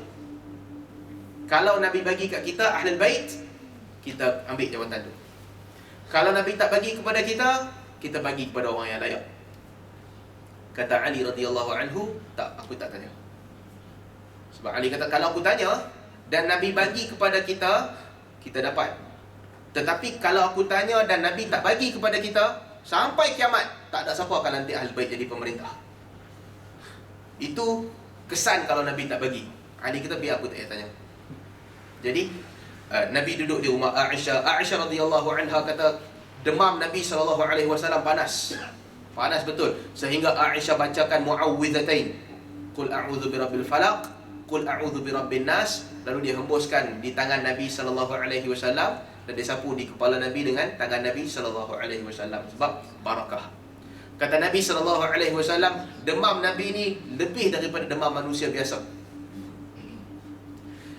Tuan-tuan, detik-detik terakhir hidup Nabi SAW, Nabi sakit. Sampailah, nanti kita akan masuklah dekat-dekat Nabi nak wafat, Nabi betul-betul sakit. Kata Umar bin Abdul Aziz, aku mati dalam keadaan sakit lebih aku sukai daripada aku mati dalam keadaan tidur tenang je mati. Sebab kesakitan itu adalah detik terakhir yang Allah bagi peluang untuk ampunkan dosa hamba Allah. Last sekali. Hidup kita ni kan antara dosa dengan pahala bersilih ganti. Dan dosa ini, pahala ini memadamkan dosa. Taubat memadamkan dosa. Sebesar mana pun dosa orang tu, bila dia datang satu keinsafan yang penuh, maksudnya keinsafan yang tidak bersyarat, betul-betul dia nak insaf, dia taubat, Allah maafkan semua dosa dia. Ada kemungkinan kalau orang tu dia buat dosa, lepas tu dia kembali, dia bertaubat, dia betul-betul rasa insaf, lepas tu dia kembali buat dosa. Ada kemungkinan, bahkan besar kemungkinan begitu. Kalau orang yang terlibat dengan dadah dan sebagainya kan, masuk pusat memang taubat betul, tak mau hisap dah, dia balik, dia jumpa kawan dia start balik. Begitu juga dengan dosa-dosa lain. Dosa dengan pahala ni silih berganti. Tetapi kita tak tahu bila detik terakhir dan apa yang kita akan buat pada detik terakhir. Sebab itu dalam hadis Nabi SAW sebut, innamal a'mal bil khawatim. Amalan dikira berdasarkan last sekali. Sebab itu para ulama kata, kesakitan sebelum mati itu peluang terakhir untuk Allah ampunkan dosa. Orang yang bertaubat pada ketika itu, dia tak buat dosa dah, lepas tu dia masuk syurga. Jadi orang yang banyak pahala juga dengan taubat, Allah akan tambahkan kelebihan bagi dia. Dengan dia bersabar ketika diuji, Allah tambahkan kebaikan bagi dia. Kita jangan salah sangka, bila kita tengok orang mati senang, tak sakit apa, kita kata bagus dia. Tapi bila kita tengok orang tu sakit teruk, dia sakit melarat bertahun-tahun, kena kanser apa, kita kata apalah dia ni, saka apalah dia belah tak mati-mati. Jangan sebut gitu. Sebab bila dia sabar, dia meninggal, itu banyak kebaikan kepada dia. Kalau dia dulu buat dosa, dia bertaubat. Kalau dia tak buat dosa, dia bersabar. Dalam kedua-dua keadaan itu, Allah Subhanahu Wa Taala tingkatkan martabat hamba Allah. Jadi Nabi sakit dan Nabi SAW demam yang panas, lebih daripada orang biasa. Pada hari Rabu 5 ataupun Nabi meninggal pada hari Isnin, hari Rabu tu sebelum Nabi meninggal. Ketika itu Nabi SAW panas betul. Sehinggalah bila Nabi SAW nak keluar, orang kena jiruskan air supaya sejukkan sikit kepala Nabi SAW, baru Nabi keluar. Menjuruskan air, Nabi cergah sikit, baru Nabi mampu keluar. Bila Nabi SAW keluar, selepas ataupun sebelum solat zuhur, Nabi naik atas mimbar pada hari Rabu ni. Lalu Nabi SAW kata, la'natullah 'ala al-yahudi wan nasara ittakhadhu qubur anbiya'ihim masajidah. Tuan-tuan, ni benda-benda terakhir ni semua pesanan-pesanan yang penting. Nabi kata Allah melaknat Yahudi dan Nasrani kerana mereka menjadikan kubur Nabi mereka sebagai masjid. Dalam riwayat lain disebutkan qatalallahu al-yahuda wan nasara. Allah melaknat juga Yahudi dan Nasrani kerana menjadikan kubur Nabi mereka sebagai masjid. Kemudian kata Nabi SAW, lepas Nabi khutbah, Nabi turun daripada mimbar, Nabi kata, man kuntu jalattu lahu dhahran fahadha dhahri falyastaqid minhu, wa man kuntu syatamtu lahu 'ardan fahadha 'ardi falyastaqid minhu. Nabi kata, sesiapa di antara kamu yang aku pernah pukul, maka dia boleh pukul balik belakang aku. Sesiapa di antara kamu yang aku pernah maki dia ataupun jatuhkan maruah dia, dia boleh jatuhkan balik maruah aku. Nabi SAW tahulah detik dekat dengan kematian Nabi SAW. Dan pada detik itu, kalau manusia tahu bila dia nak mati, ketika itu tidak ada ego. Sebab dia tahu dia akan tinggalkan dunia, dia akan pergi ke akhirat. Pada ketika itu, orang akan bercakap benar, orang tak akan tipu dah. Apa faedah dia nak tipu? Untuk tanggung dosa. Pada ketika itu, manusia akan rebut setiap ruang yang dia ada untuk buat kebaikan. Yang terakhir, apa sahaja ruang yang ada di depannya, dia akan rebut. Kalau dia yakin yang ada akhirat. Kalau orang yang tak yakin ada akhirat, lantaklah dia yang ceritalah. Tapi kalau orang, siapa sahaja yang dia yakin lepas dia mati ni ada syurga ataupun neraka, dekat sangat dia nak pergi ke syurga ataupun neraka, ketika itu dia akan cuba gunakan apa sahaja yang ada untuk buat baik. Nabi SAW, orang yang Allah ampunkan dosa Nabi, dosa yang terdahulu, dosa yang kemudian, Allah jamin masuk syurga. Walaupun begitu, Nabi kata, kalau aku ada pukul siapa-siapa, pukul balik. Kalau aku ada terkutuk sesiapa, kutuk balik. Sehingga ada sahabat yang datang kepada Nabi SAW, kata Nabi pernah ambil 3 dirham daripada dia. Nabi suruh ganti balik 3 dirham dia.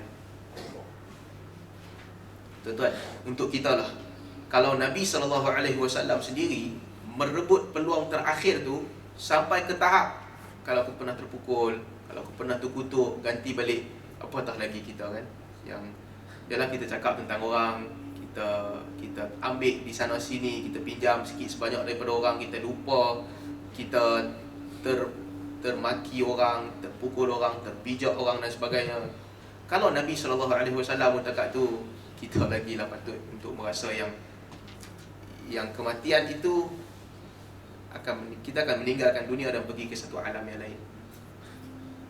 Dan memandangkan pada ketika itu, detik-detik begitu, manusia dia akan cuba untuk buat baik sebanyak mungkin.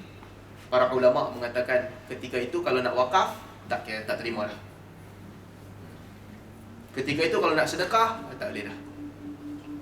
Ketika itu kalau nak ceraikan bini, sebahagian ulama tu tak boleh dah. Diorang dia marah bini dia, takut bini dapat harta pusaka, dia ceraikan bini time tu. Sebagai ulama kata tak kira, tak boleh dah. Lepas tu Imam Malik kata, tasaddaqu wa antum syahih. Sedekahlah ketika kamu masih lagi kedekut. Maksudnya kamu masih lagi ada hajat kepada harta. Bila kamu sampai ke tahap harta ni kamu tak perlu dah, kamu jangan sedekah. Itu bukan milik kamu, itu milik anak-anak kamu nanti. Jadi itu Nabi SAW sebut. Ada sahabat yang minta 3 dirham, Nabi ganti. Kemudian kata Nabi SAW, usikum bil ansar. Aku berpesan kepada kamu untuk buat baik kepada ansar.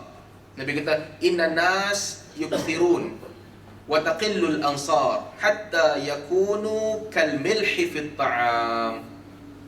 Nabi kata, sesungguhnya manusia makin bertambah. Ramai orang datang ke Madinah.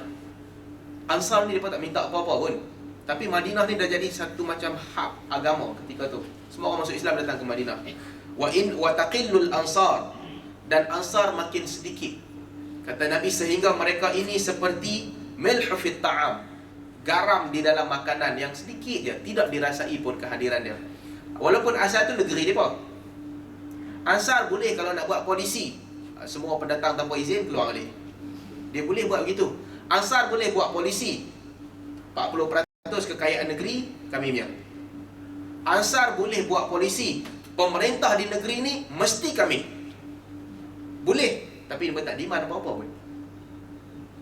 Hatta pemimpin mereka sendiri, Abdullah bin Ubay, nak jadi pemimpin, Ansar tolak mereka kerana melebihkan Nabi SAW. Tak demand langsung.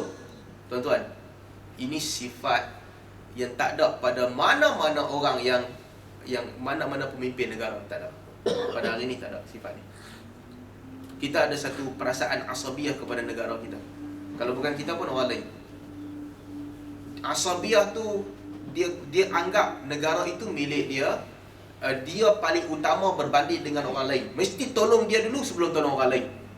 Tetapi Ansar telah menunjukkan satu sifat yang melangkaui semua tu. Sampai akhirnya mereka tak minta apa-apa. Nabi sebelum wafat, Nabi pesan, wa taqillul ansar innan nas yukthirun wa taqillul ansar. Manusia bertambah banyak dan ansar semakin sedikit.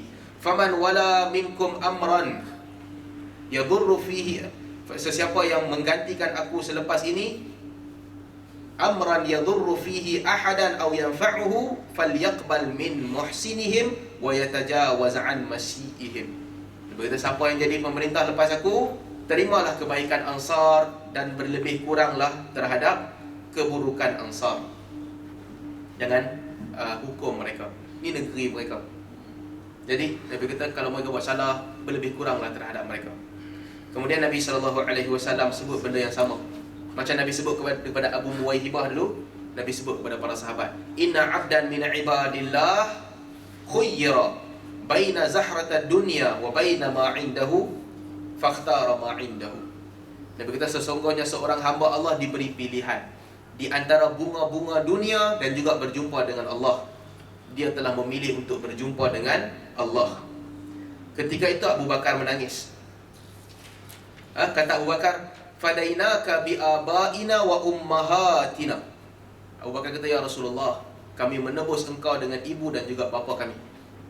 Abu Sa'id Al-Khudri kata, fa'ajabna lahu. Kami rasa pelik dengan Abu Bakar. Nabi cerita seorang hamba Allah jadi begini. Tapi Abu Bakar kata, tiba-tiba dia kata, fadainaka bi abaina wa ummahatina.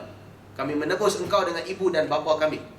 Kemudian Abu Sa'id Al-Khudri kata, itu tanda kebijaksanaan Abu Bakar. Sebab orang yang Nabi cerita itu adalah diri Nabi SAW. Kemudian Nabi sebut, in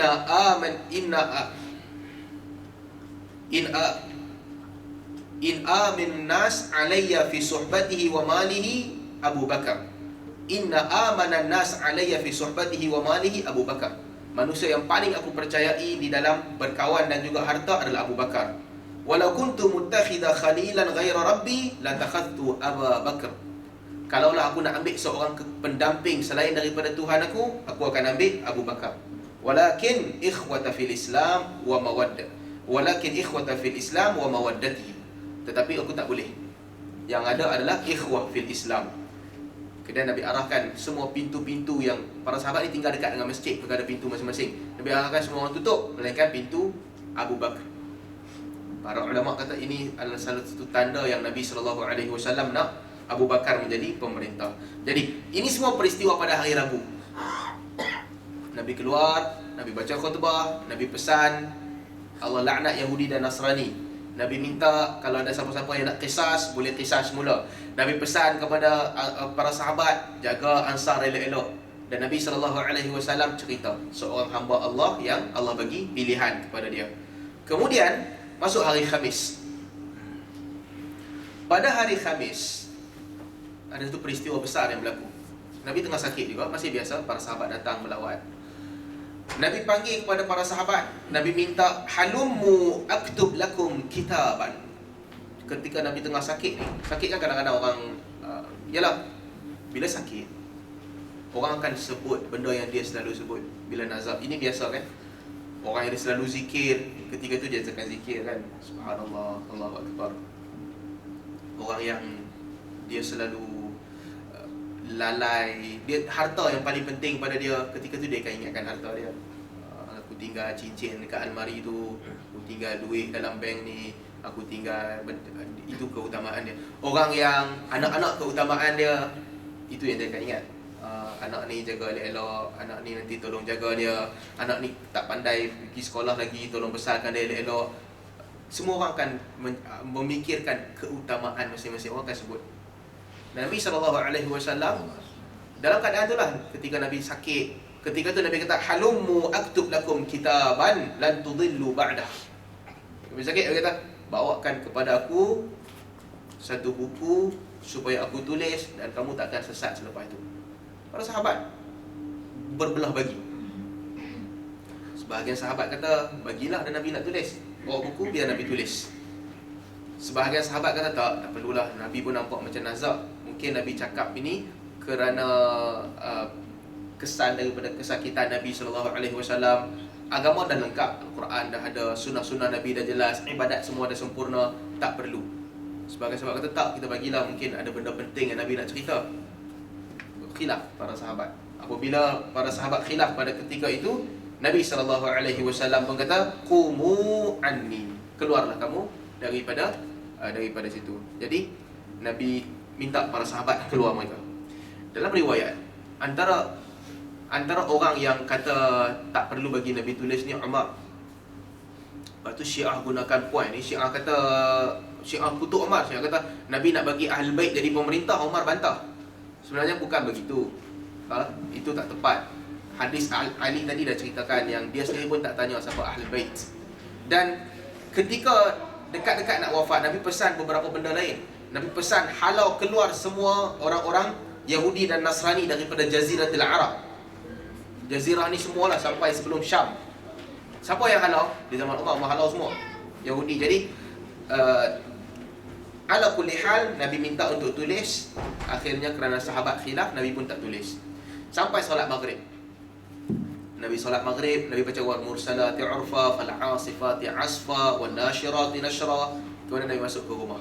Bila masuk waktu solat Isyak, Nabi sakit betul. Bila Nabi sakit betul, Nabi tak dapat keluar untuk solat Isyak. Nabi bangun untuk keluar solat Isyak, Nabi jatuh, pingsan semula, bangun dan pingsan semula. Bila Nabi sedar, Nabi tanya para sahabat, asallan nas, dah solat ke belum manusia? Orang kata tak, belum solat, semua masih tunggu Nabi. Nabi nak keluar solat. Pada hari-hari terakhir yang selalu pimpin Nabi ni, Al-Fadl bin Abbas, Ali bin Abi Talib, orang-orang Ahlul Bait, di kalangan Ahlul Bait. Bawa Nabi pingsan semula, mereka ikatkan serban di kepala Nabi SAW. Bila pening, ikat ni untuk hilangkan pening. Jadi bila ikat, Nabi pingsan semula. Nabi tak mampu nak keluar jadi imam. Nabi sakit daripada hujung bulan Safar, tapi Nabi sentiasa solat. Tapi 3 hari sebelum Nabi wafat ni, Nabi tak mampu nak keluar. Nabi sakit betul. Ketika itu Nabi perintahkan, fa'arsil ila Abi Bakrin an yusalla bin nas. Nabi kata, suruh Abu Bakar jadi imam, sebab Nabi tak nak solat. Ketika itu Aisyah bantah, dan juga sebahagian orang yang duduk di situ bantah, Abu Bakar ni dia selalu menangis ketika solat. Jadi orang tak dapat dengar suara dia. Jadi pilih orang lain, okey lah kot. Dalam sebahagian riwayat disebutkan ada solat yang Umar ganti. Nabi marah. Nabi suruh Abu Bakar juga. Nabi kata, inna kunna sawahiba Yusuf. Bila orang duk bantah kan, orang kata bagi orang lain lah, mungkin lebih sesuai pada Abu Bakar. Nabi kata, sesungguhnya kamu semua ni seperti sahabat, seperti adik-beradik Yusuf yang jealous kepada Yusuf. Bila suruh Abu Bakar, maksudnya Abu Bakar. Jadi itu tanda yang kedua, menunjukkan yang isyarat bahawa Abu Bakar akan menjadi khalifah. Selepas daripada itu, pada hari Khamis tu, kemudian hari Jumaat ataupun hari Sabtu, pernah juga Nabi SAW keluar ketika Abu Bakar jadi imam. Nabi datang, Abu Bakar nampak Nabi SAW, Abu Bakar berganjak ke belakang. Lalu Nabi solat duduk, Abu Bakar ikut solat Nabi. Dan Abu Bakar pula jadi imam kepada orang-orang yang di belakang. Sebab tu ulama khilaf, kalau imam sakit, dia solat duduk, makmum macam mana? Ada hadis yang Nabi kata, kalau imam solat duduk, kamu duduk. Imam solat berdiri, kamu berdiri. Tapi di hujung sebelum Nabi wafat, peristiwa terakhir ni, Nabi solat duduk, jemaah semua solat berdiri. Maksudnya yang terakhir, kalau imam sakit dia duduk, orang lain berdiri. Hari terakhir, pada hari Ahad sebelum Nabi SAW wafat, Nabi merdekakan hamba-hamba yang masih tinggal dengan Nabi SAW. Nabi hadiahkan harta Nabi SAW kepada orang, pedang Nabi hadiahkan kepada orang ramai, sahabat-sahabat Nabi. Itu pada hari Ahad. Pada hari Isnin, hari terakhir, pada hari kewafatan Nabi SAW, 2-3 hari ni Nabi tak keluar ke masjid dan Nabi sakit. Pada hari Isnin, ketika para sahabat solat subuh, kata Anas bin Malik, Nabi buka tingkap, Nabi tengok para sahabat. Nabi tengok dan Nabi senyum. Kata Anas bin Malik, manusia pada ketika itu disebutkan yaftatinu fi salatihim. Mereka diuji dalam solat mereka. Mereka tengah solat, mereka nampak Nabi senyum. Mereka berhenti daripada solat, mereka kalih tengok Nabi SAW. Sebab beberapa hari itu Nabi sakit, hari itu baru Nabi SAW melihat mereka. Dan rawi hadis menceritakan itu adalah detik terakhir yang para sahabat lihat Nabi SAW. Solat subuh kan berjemaah, semua orang ada di situ. Kata Anas, yaftatinuna fi salatihim. Semua orang ketika solat berhenti solat melihat Nabi SAW. Jadi semua jemaah itu ketika itulah mereka melihat Nabi SAW. Selepas solat subuh, Nabi SAW sakit di rumah. Nabi sakit dengan sakit yang teruk. Pada ketika itu Nabi panggil Fatimah. Fatimah datang, Nabi bisikkan satu benda. Lalu Fatimah menangis. Nabi panggil Fatimah sekali lagi, Nabi bisikkan satu benda lagi. Lalu Fatimah senyum. Setelah kewafatan Nabi SAW, Aisyah tanya kepada Fatimah, apa yang buatkan kau menangis? Apa yang buatkan kau senyum? Kata Fatimah, mula-mula Nabi panggil Fatimah, Nabi ceritakan yang Nabi akan wafat. Lalu dia menangis. Kemudian Nabi panggil Fatimah, Nabi sebut inni awwalu ahlihi yatba'hu fadhahiktu.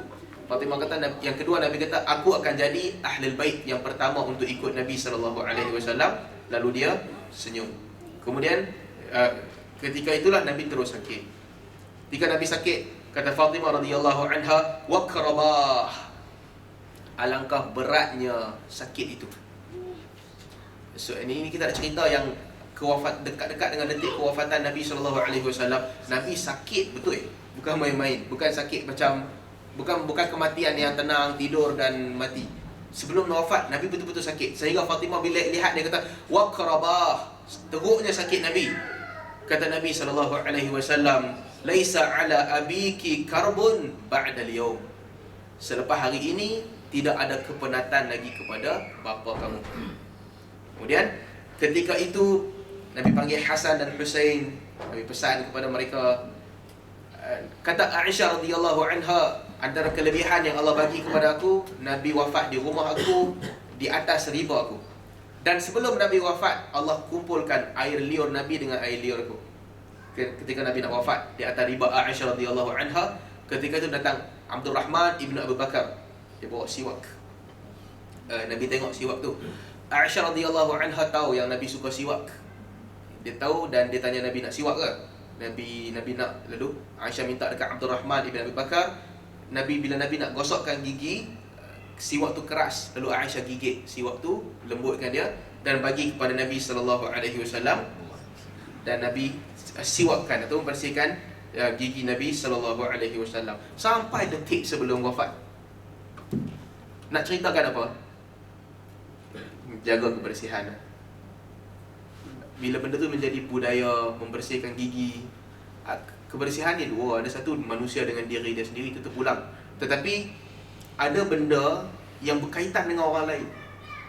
Bau badan kita, bau gigi kita berkaitan dengan orang lain. Sampai detik-detik Nabi nak wafat, Nabi siwak. Kemudian kata Nabi SAW,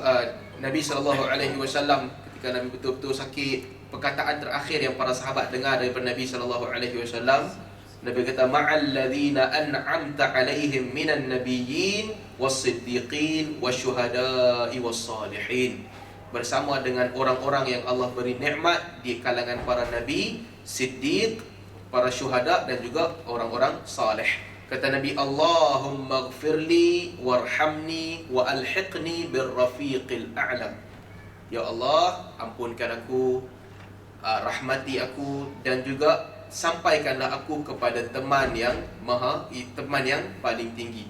Dan Nabi ulang, wa alhiqni birrafiqil a'la, sampaikan aku kepada teman yang tinggi.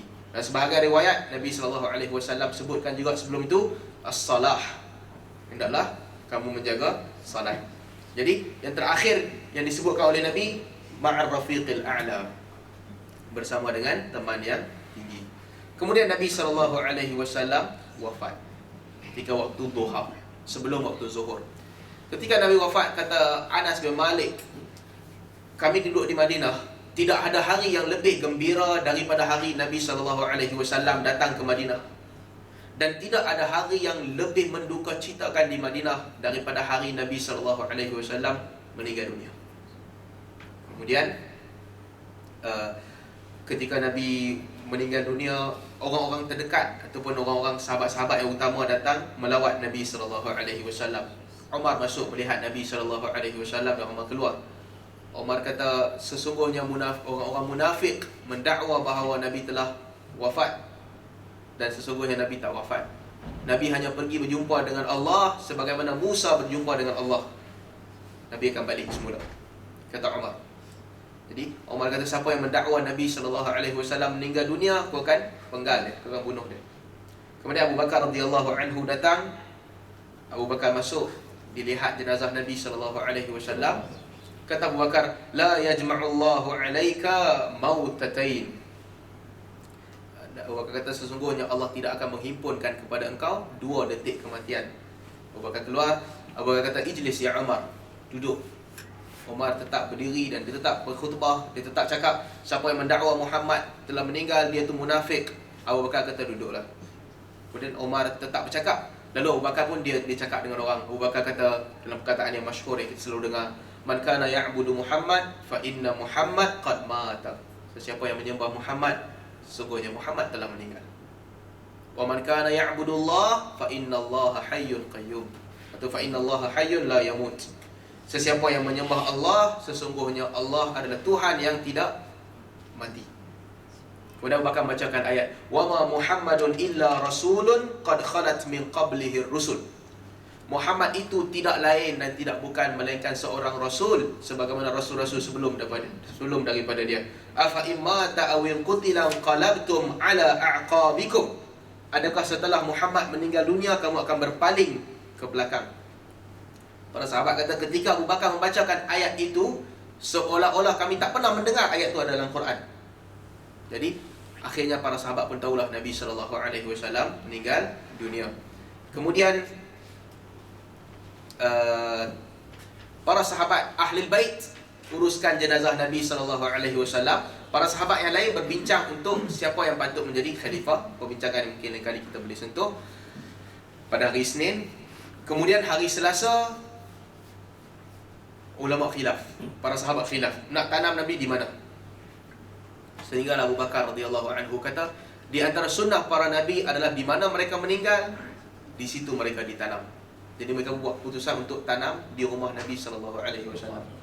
Jenazah Nabi dimandikan oleh Ahlul Bait, Al-Abbas, Ali, Al-Fadl bin Abbas. Mereka yang memandikan jenazah Nabi SAW. Dan ketika solat jenazah Nabi SAW, tak ada siapa jadi imam. Jadi masuk satu kumpulan manusia, mereka keluar. Masuk satu kumpulan manusia, mereka keluar. Semua mereka salat kepada Nabi SAW. Setelah kewafatan Nabi SAW, alhamdulillah kita dah ceritakan sehingga ke detik kewafatan Nabi SAW. Mungkin pada siri akan datang kita boleh cerita tentang apa yang berlaku di zaman Abu Bakar. Cuma satu benda penting sebagai penutup untuk hari ini. Orang mula murtad. Di Mekah orang mula murtad. Thaqif orang mula nak murtad. Ini saya cerita. Tuan-tuan ingat dulu saya cerita tentang Suhaib bin Amr. Ingat tak Suhaib bin Amr? Belum ditarik. Tak cerita lagi? Semua balik cari je. Oh, betul. Tak cari. Okay. Suhaib bin Amr Kita dah cerita pasal dia 2 kali. Ni last sebelum kita tutup.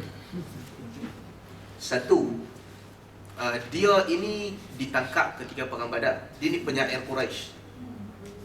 Bila dia ditangkap ketika perang Badar, Umar kata, "Ya Rasulullah, boleh aku nak cabut gigi depan dia supaya dia tak boleh jadi penyair dah." Umar kata cabut gigi depan dia. Nabi SAW tak bagi. Nabi kata, "La'alla Suhail yaqifu ghadan mawqifan yasurruka." Nabi tak bagi Umar cabut gigi dia. Nabi kata, "Ya Umar, boleh jadi nanti satu hari Suhail akan duduk di satu tempat yang engkau akan gembira dengannya." Dari riwayat lain Nabi kata, "Asa ayyaquma maqaman la tadhummuhu." Nabi kata, jangan cabut gigi dia. Nanti mungkin dia akan guna gigi dia untuk satu kegunaan yang kau tak akan maki dia. Itu ketika Badar, Nabi lepaskan dia. Sebab dia bukan pergi perang, dia naikkan semangat. Ketika perjanjian Hudaibiyah, Suhail ni penulis perjanjian. Dia jahat lagi masa tu. Dia yang Nabi nak tulis Bismillahirrahmanirrahim, dia kata kami tak tahu Rahman tu siapa, Rahim tu siapa. Bila Nabi kata min Muhammad Rasulullah, dia kata engkau bukan Rasulullah. Dia masih lagi belum Islam. Dia masuk Islam ketika pembukaan kota Mekah. Suhail bin Amr. Lepas Nabi wafat, orang Mekah berbelah bagi. Boleh tak nak murtad ni? Nabi dah mati. Ketika itu Suhail bin Amr, dia yang berdiri di hadapan orang Mekah. Kata Suhail bin Amr, kalau kamu nak murtad, sesungguhnya agama Muhammad ini akan sampai ke seluruh pelosok bumi. Kamu terima agama Muhammad, kamu mulia. Kamu tolak agama Muhammad, kamu hina. Dan Suhail sebut benda yang sama macam Abu Bakar sebut di Madinah. Man kana ya'budu Muhammad fa inna Muhammad qad mata. Siapa yang sembah Muhammad, Muhammad telah mati. Siapa menyembah Allah, Allah Tuhan yang hidup. Bila sampai cerita ni, bila Suhail bacakan kepada orang semua tak jadi murtad. Orang balik ke Madinah, orang cerita kepada Umar, itu Suhail buat di Mekah. Umar gelak, dia kata betul sebagaimana dulu Nabi pesan kepada aku. Satu hari Suhail akan gunakan lidah dia dan juga gigi dia, aku akan puji dia. Pada hari ini dia gunakan gigi dia. Dan kita cerita tentang Thaqif tadi. Salah seorang sahabat, Uthman ibn Abil As Al-Thaqafi. Uthman ibn Abil As yang Nabi lantik jadi ketua ni, dia yang paling muda dan dia yang paling semangat belajar agama. Setelah Nabi wafat, orang Thaqif mula nak murtad. Kata Uthman ibn Abil As, "Ya ma'syara Thaqif, wahai orang-orang Thaqif, kuntum akhirun nas islaman." Kamu adalah orang yang last kali masuk Islam. Lepas pembukaan kota Mekah semua sekali. Fala takunu awwala nas riddatan. Memandangkan kamu last kali masuk Islam, janganlah kamu jadi first kali murtad. Memang tak wajar lah. Dah lah last kali masuk Islam. Lepas Nabi wafat, kamu orang first murtad. Uthman bin Abil As kata itu amat tidak wajar. Jadi mereka pun tak murtad. Kemudian bermulalah sebahagian daripada orang lain murtad. Dan itu mungkin kita boleh cerita lain kali ketika kita masuk bab berkaitan dengan pemerintahan Abu Bakar radhiyallahu anhu.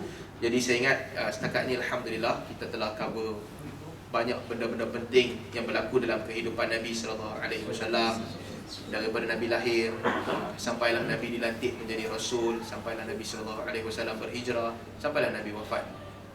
Mudah-mudahan dengan mengenal sunnah Nabi sallallahu alaihi wasallam ni, itu step yang pertama, kenal. Yang kedua, menjadikan kita sentiasa mengikut jejak langkah Nabi sallallahu alaihi wasallam. Jadi kalau ada soalan, kita buka sikit sebelum kita berhenti. Untuk sesi terakhir, kita berapa siri sirah ni? Belah-belah juga kan? Setahun lebih dah. Alhamdulillah. Akhirnya kita sampai juga lah penutup untuk sirah ni. Kalau ada soalan, kita buka soalan sikit sebelum kita tutup majlis. Ustaz, buat khilaf tadi kan. Jadi khilaf antara Hanbali dengan Syafi'i. Jadi salah satu pun kita sama ada kita ikut salah satu pembuluh. Jadi berkaitan dengan jamak tadi kan. Khilaf Hanbali kata ikut waktu dulu. Syafi'i urutan. So jadi boleh penjelasan. Salah satu ataupun kita kena boleh ikut dulu. Berkaitan dengan khilaf ni. Baik, berkaitan dengan masalah khilaf, mungkin tak sesuai lah kalau kita nak ceritakan semua kan. Dia satu tajuk yang besar yang kita kena Secara prinsipal lah, Karena secara ada prinsipal. siri yang panjang lah. Secara prinsipal dia begini. Semua imam matlamat dia satu. Matlamat dia sama, iaitu untuk cuba mendekati kehendak Allah dalam hukum akam. Itu matlamat semua imam. Cuba mencapai kehendak Allah. Ulama bukan bab khilaf tu. Lebih besar daripada tu, mereka khilaf. Kehendak Allah satu ke banyak? Maksudnya dalam bab khilaf, yang betul itu satu ke banyak? Itu pun khilaf. Sebahagian ulama kata satu yang betul, yang lain-lain salah. Tapi salah, ijtihad dapat pahala juga. Sebahagian ulama kata tak, semua betul. Yang kata satu yang betul, yang lain salah, mereka di sudut logik, realitinya mesti satu betul, lawan dia salah lah. Yang kata dua-dua betul pula, mereka kata sunnah Nabi menunjukkan yang Nabi benarkan orang khilaf dan Nabi tak betulkan dalam sebahagian kes. Kan dalam kes solat di Bani Quraidah, nak solat asar dulu ke, nak pergi Bani Quraidah dulu ke, Nabi tak betulkan. Dan ayat Al-Quran yang sengaja Allah Subhanahu Wa Taala sebutkan perkataan yang bawa dua maksud. Perempuan yang diceraikan, wal mutallaqat yatarabbasna bi anfusihinna thalathata quru. Perempuan yang diceraikan kena tahan 3 quru. Allah boleh kata 3 haid ataupun 3 suci, tapi Allah kata 3 quru. Quru ada dua maksud. Boleh jadi haid, boleh jadi suci. Maka sebagai ulama kata kehendak Allah tu berbagai-bagai. Sebagai ulama kata tak, kehendak Allah satu, yang benar satu, yang lain salah. Itu pun ulama khilaf. Jadi setelah mereka bersepakat pada matlamat untuk nak bagi sama dengan kehendak Allah, mereka juga bersepakat bahawa dalam ibadah mereka nak bagi sama dengan ruh Al-Quran dan Sunnah. Maksudnya nak bagi sama dengan kalau Nabi masih hidup, kalau Nabi buat keputusan, itulah keputusannya. Dalam situasi itu, maka para ulama cuba nak cari yang mana paling betul. Kemudian mereka khilaf. Maka di sinilah berlaku khilaf sebenarnya. Khilafnya di mana? Nak faham mana satu yang betul ni. Macam dalam kes tawaf wada' tadilah.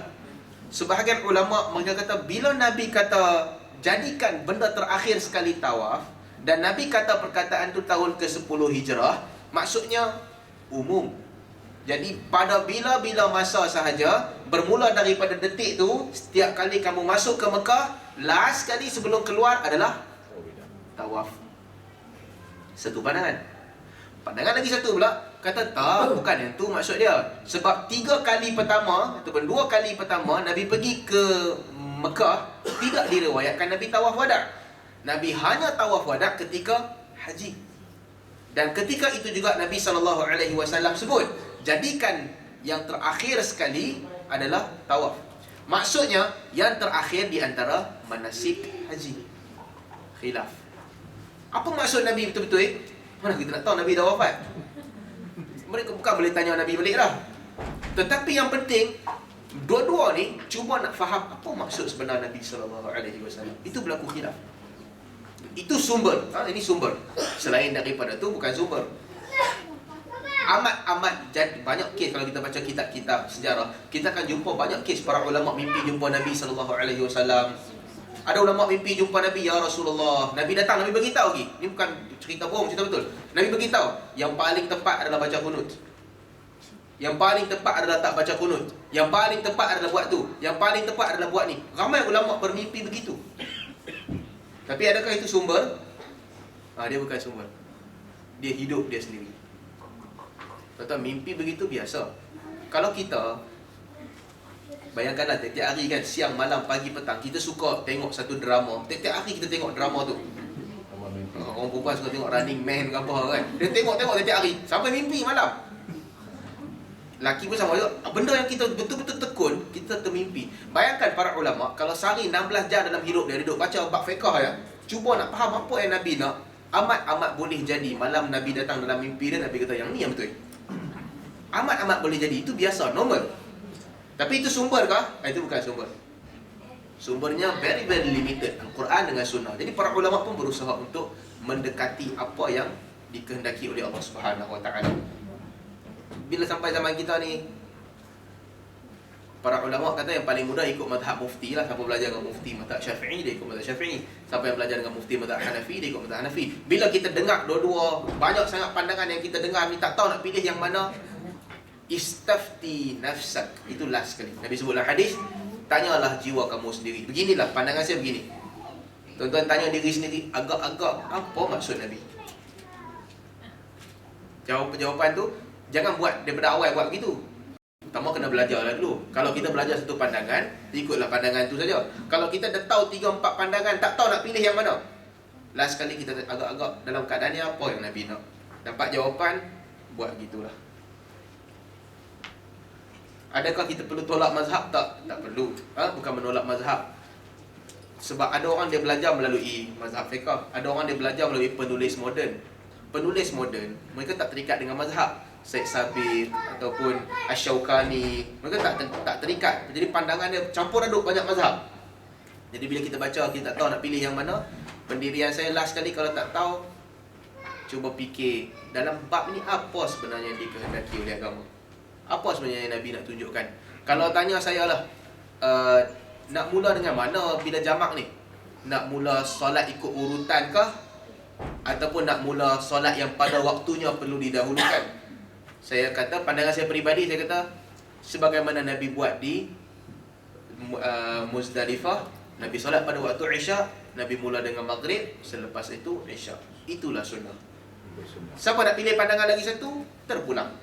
Jadi ala kulli hal, kita terbukalah dan terbuka untuk berbeza pandangan dalam masalah khilaf. Wallahu a'lam.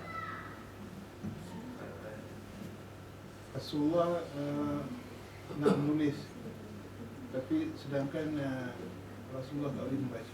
Apa sebenarnya? Itu antara alasan sebahagian sahabat juga untuk kata mungkin Nabi, sebab Nabi sakit kot Nabi cakap begitu, jadi abaikanlah. Mungkin itu satu alasan. Cuma sebahagian ulama lagi berpandangan, maksudnya Nabi nak panggil sini, bawa satu orang untuk tulis, aku cakap, kamu tulis. Jadi ada dua takwilan di situlah, ada dua tafsiran. Tafsiran pertama, mereka katakan antara sebab sebahagian sahabat kata tak payahlah tulis sebab sahabat tahu Nabi tak boleh baca dan tak boleh menulis. Tafsiran kedua pula kata maksudnya Nabi nak suruh bawa betul-betul, Nabi nak sebut satu benda yang penting supaya kamu tulis. Tapi para sahabat ketika itu, sebahagian mereka kata Al-Quran dah ada, sunnah dah ada, dan Nabi tengah sakit, kita pun tak nak penatkan Nabi, jadi tak perlulah kot. Jadi itulah khilaf yang berlaku di antara sahabat pada ketika itu. Itu dinamakan hadis Yaumil Khamis, peristiwa hari Khamis. Banyak pertembungan Syiah dengan Sunni dalam cerita tu. Jadi kalau Syiah kata cerita hari Khamis, itulah cerita dia. Yang famous juga. Kalau orang selalu baca tentang pertembungan Sunni Syiah, akan jumpalah itu satu point yang Syiah selalu guna. Sebenarnya tuan-tuan, membantah Nabi ni, banyak sahabat yang kadang-kadang mereka bantah. Bukan mereka tak suka Nabi, mereka manusia. Kadang-kadang sebagai manusia, ada benda yang dia rasa dia tak membuat. Dia tercakap kasar kadang-kadang. Ini semua berlaku. Kita cerita pasal Muawiyah kan? Saya cerita tak? Nabi panggil Muawiyah tulis wahyu, Muawiyah kata dia tengah makan. Kita cerita tak? Nabi panggil, saya tak ingat Ibnu Abbas ataupun Abu Hurairah, suruh pergi panggil Muawiyah datang sini nak tulis wahyu. Muawiyah kata dia tengah makan, nanti Zat. Nabi pun tunggu. Kemudian Nabi panggil lagi, panggil Muawiyah. Nabi panggil sekali lagi, Muawiyah kata nantilah, tak habis makan lagi. Nabi pun tunggu dia 2 kali. Nabi panggil kali ketiga, Muawiyah duk makan lagi. Nabi doa. Nabi kata mudah-mudahan Allah bagi dia ni tak kenyang. Orang panggil 3 kali dia tak makan lagi. Nabi doa mudah-mudahan Allah tak bagi dia kenyang. Ma ashba'a batnah, tak kenyang perut dia. Bila Nabi doa jadi betul, Muawiyah memang tak kenyang. Zaman Umar, Muawiyah gemuk. Sirah dia ceritakan Umar pergi ke Syam, dia jadi governor di Syam. Dia gemuk. Dia ada bodyguard 2 orang. Umar marah. Umar kata apa benda dah lah dia ni gemuk. Lepas tu bodyguard 2 orang pula. Kami yang jadi khalifah pun tak ada bodyguard. Umar jalan jauh, Umar jalan laju. Muawiyah kejar Umar. Sampai tercungak-cungak dia kejar Umar. Umar jalan tinggal dia. Sampai orang kata kesian lah, dia ni governor yang buat dia macam tu. Umar pun berhenti, Umar marah dia. Kenapa dia ada bodyguard? Muawiyah kata di Syam tak sama dengan Madinah. Di Syam ni ada pemberontak lah apa, kena ada orang jaga. Di Madinah tak perlu. Umar kata Muawiyah ni memang apa saja aku cakap ada saja alasan yang nak jawab.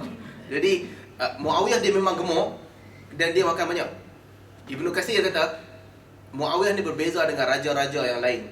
Kebanyakan raja-raja yang aku tulis tentang mereka, hidangan penuh di meja mereka, tapi mereka membazir, tak makan, kebuang. Makan sikit buang. Muawiyah satu-satunya raja yang hidangan penuh atas meja dia makan semua sekali. Sebab Nabi doakan dia. Nabi doa supaya dia tak kenyang. Adakah dia, tuan-tuan, apabila Nabi doakan seseorang, maksudnya di dunia kena, di akhirat tak kena. Sebab ada hadis yang Nabi kata, siapa yang aku doakan dia, aku laknat dia, sedangkan dia tak, bukanlah begitu, mudah-mudahan Allah jadikan keampunan untuk dia di akhirat. Itu yang berlaku kepada ramai sahabat juga lah, yang Nabi cakap kasar kadang-kadang dengan mereka. Itu berlaku kepada Muawiyah. Ada hadis yang para ulama kata dhaif. Nabi kata kepada Muawiyah, kalau engkau jadi pemimpin nanti, fala tutbi'il auratin nas. Fa innaka idza taba'tahu afsadtahu. Atau kama qala, saya pun tak ingat. Hadis ni sebagai ulama kata dhaif. Nabi kata kalau engkau jadi pemimpin nanti, jangan duk ikut-ikut sangat kesalahan orang. Maafkan mereka. Kalau engkau ikut kesalahan mereka, engkau akan rosakkan mereka. Muawiyah pegang nasihat ni. Ali kata, Ibnu Abbas kata silap saya, dia kata antara sebab Muawiyah jadi hebat, idza tara an-nas waqa'a. Idza waqa'a tara. Bila manusia sedang berterbangan, kecoh-kecoh, Muawiyah dia duduk diam. Apabila manusia mula duduk, ketika tu dia terbang. Jadi itu cerita Muawiyah. Nabi panggil dia tak main. Cerita Umar pula, cerita hari Khamis tu. Nabi nak tulis, Umar tak nak tulis. Ada banyak khilaf dari situ. Ali pun pernah juga terjadi. Nabi pergi ketuk rumah Ali dengan Fatimah waktu malam. Nabi kejut solat tahajud. Ali tanya, wajib ke tak wajib? Nabi kata tak wajib. Tak wajib aku tak mahu sembahyang lah. tak wajib lah. Nabi keluar daripada rumah. Nabi kata manusia ni banyak suka membantah. Sebenarnya ini manusia. Para sahabat ni manusia. Mereka tak tipu. Mereka bukan pengkhianat. Mereka sentiasa berjihad. Tapi kadang-kadang ada insiden yang mereka berbeza pandangan, mereka membantah Nabi SAW. Banyaklah, nanti kita boleh tambahlah cerita-cerita lain. Ini berlaku dalam kehidupan mereka. Tidaklah menjejaskan kehidupan mereka, dan tidaklah menjejaskan kedudukan mereka sebagai sahabat. Wallahu a'lam. Apa you ada soalan ya? Sama yang umati tu Imam Wafat kan. Yang kedua, ada tak khutbah yang kedua di Ghadir Khum antara Mekah dan Madinah, sebelum dia balik ke Madinah, yang didakwa oleh Syiah? Soalan pertama, ummati hadis tu dhaif lah. Saya tak tahu dhaif atau palsu, tapi dia sebenarnya lemah lah, dia tak sahih. Yang sahih ila rafiqil a'la wa alhiqni bil rafiqil a'la. Terakhir Nabi kata, sampaikanlah aku dengan rafiqil a'la, sebagaimana yang kita bacakan tadi. Hadis Ghadir Khum tu, hadis tu sahih seingat saya, di mana Nabi SAW berpesan tentang Ali, berpesan tentang kelebihan Ali. Siapa yang aku adalah wali dia, Ali juga adalah wali dia, Ali adalah wali dia. Tetapi itu bukanlah menunjukkan bahawa Ali adalah khalifah. Nabi SAW beri kelebihan kepada ramai orang yang Nabi puji orang. Hadis tu menunjukkan, kalau kita baca hadis-hadis pujian tentang Ali, dia menunjukkan bahawa jangan memusuhi Ali, menunjukkan bahawa larangan menjadikan Ali sebagai musuh atas jasa-jasa dia dan sebagainya. Dia menunjukkan itu. Jadi sesiapa yang menjadikan Ali sebagai musuh, dia termasuk dalam hadis larangan itulah. Cuma zaman fitnah, bila berlaku fitnah, orang tak tahu mana betul mana salah. Orang tak tahu sebab apa dia berperang dan dengan siapa dia berperang. Nanti lain kali kita boleh cerita tentang apa yang berlaku dalam Siffin dan Jamal. Juga tentang kematian Ammar. Sama juga dalam kes ni. Nabi dah sebut lebih jelas daripada kes Ali. Nabi sebut, fa inna taqtuluka fi'atun baghiyah. Wahai Ammar, engkau akan dibunuh oleh pemberontak, satu kelompok yang melampaui batas. Ammar terbunuh dalam peperangan Siffin antara Muawiyah dengan Ali. Bila Ammar meninggal dunia, orang pergi bagi tahu kepada Muawiyah, kita bunuh Ammar, kita ni pemberontak kot yang Nabi sebut. Nabi kata yang akan bunuh Ammar adalah pemberontak. Muawiyah kata tak, bukan kita pemberontak. Pemberontak tu siapa yang bawa dia mai ke medan perang ni. Jadi ketika itu fitnah berlaku, termasuk juga hadis-hadis pujian kepada Ali. Satu, dia tidak memberi erti bahawa jaminan Ali menjadi khalifah, tidak ada jaminan begitu. Yang kedua, maksud dia dan juga bagaimana memahami maksud dia, para ulama di kalangan sahabat telah berlaku khilaf yang besar pada zaman fitnah. Memahami nas-nas dan sebagainya, berlaku banyaklah perbezaan pandangan di antara mereka. Cuma jaminan khalifah tidak ada, juga tidak ada kepada Abu Bakar. Kalau kita baca sirah, kita dah skip bab tu. Ketika para sahabat memilih untuk lantik Abu Bakar, dia adalah ijtihad. Dan Nabi pun tak ada sebut yang Abu Bakar akan jadi khalifah betul-betul. Tak diriwayatkan dengan sahih. Cuma ada isyarat. Nabi lantik Abu Bakar jadi imam. Nabi suruh orang lain semua tutup pintu masing-masing, tinggal pintu Abu Bakar. Untuk Ali juga kelebihan dia, Nabi sebut yang Ali ni adalah wali kepada Ali. Siapa yang memusuhi Ali, dia memusuhi Nabi. Untuk Omar juga Nabi SAW sebut, Omar bila bercakap, lisan dia di atas kebenaran. Kalau ada Nabi selepas daripada aku, Omar akan jadi Nabi. Semua orang Nabi puji. Kalaulah kerana pujian itu menjadikan seseorang layak menjadi khalifah, semua sahabat layak. Sebab Nabi puji lebih daripada itu. Ramai sahabat yang Nabi puji. Ada pujian yang Nabi sebut kepada Hasan dan Husain. Nabi sebut Hasan, Nabi kata, Sayyid yuslihullahu bihi baina fi'atain 'azimatain minal muslimin. Dia akan menjadi dia adalah pemerintah yang mendamaikan dua orang yang bertelagah. Tetapi ternyata Hasan telah menyerah kepada Muawiyah. Jadi kalau sekadar puji, ramai sahabat yang Nabi puji. Mungkin bab ni kita boleh bahaskan yang kalilah secara panjang lebar. Wallahu a'lam. Okey kan, berhenti kan? Lama. Jadi kita berhenti setakat ni dulu. Kalau ada ruang nanti kita sambung bab-bab lain. Mudah-mudahan dengan semua siri yang kita buat ni menjadikan kita lebih mengenal Nabi SAW dan lebih mengikut sunnah Nabi SAW. Subhanallah bihamdik, asyhadu an la ilaha illa anta, astaghfiruka wa atubu ilaik. Assalamualaikum warahmatullahi wabarakatuh.